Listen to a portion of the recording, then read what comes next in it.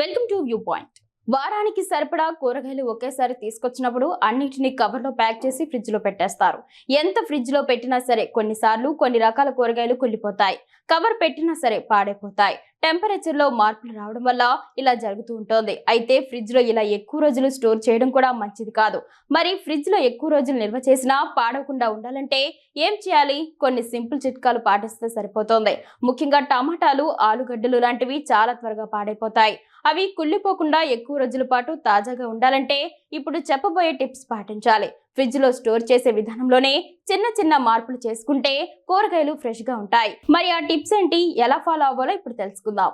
టమాటాలు చాలా త్వరగా పాడైపోతాయి. కాస్త వేడి తగిలితే చాలు మెత్తగా మారిపోయి వండుకోవడానికి పనికి రాకుండా పోతాయి.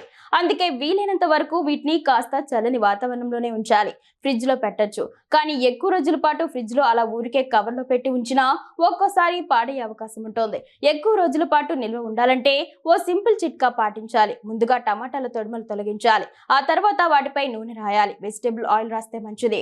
ఆ తర్వాత వాటిని ఓ బాక్స్ లో పెట్టి ఫ్రిడ్జ్ లో స్టోర్ చేయాలి. అయితే ఆ బాక్స్ మూత మాత్రం గట్టిగా ఉండేలా చూడాలి. ఇలా నిల్వ చేస్తే ఎన్ని రోజులైనా సరే టమాటాలు తాజాగా ఉంటాయి. నిమ్మకాయలు ఎక్కువ రోజుల పాటు నిల్వ ఉంచితే పైన మచ్చలు ఏర్పడతాయి. టెంపరేచర్ సరిగ్గా లేకపోతే ఎండిపోతాయి. నిమ్మరసం కూడా వగరు వచ్చేస్తోంది.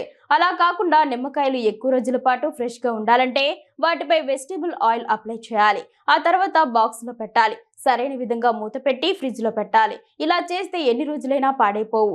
అయితే మరో పద్ధతిలోనూ వీటిని స్టోర్ చేయొచ్చు. ఓ బాక్స్ లో నీళ్లు నింపి అందులో నిమ్మకాయలు వేయాలి. మూత టైట్ గా పెట్టి ఫ్రిడ్జ్ లో స్టోర్ చేయాలి. ఇలా చేసిన నిమ్మకాయలు పాడవకుండా ఉంటాయి. పచ్చిమిర్చి ఎక్కువ రోజులు స్టోర్ చేస్తే ఎర్రగా మారిపోతాయి, కొన్ని కుళ్ళిపోతాయి. ఈ రెండు సమస్యలు రాకుండా ఉండాలంటే కరెక్ట్ గా నిల్వ ఉంచాలి. ముందుగా పచ్చిమిర్చి తొడుమలు తొలగించాలి. ఆ తర్వాత ఓ బాక్స్ తీసుకోవాలి. అందులో తొడుమలు తీసిన పచ్చిమిర్చి వేయాలి. అయితే ఎక్కువ రోజుల పాటు ఫ్రెష్ గా ఉండాలంటే మరో పని కూడా చేయాలి. ఆ బాక్స్ లో ఓ టిష్యూ పేపర్ వేయాలి.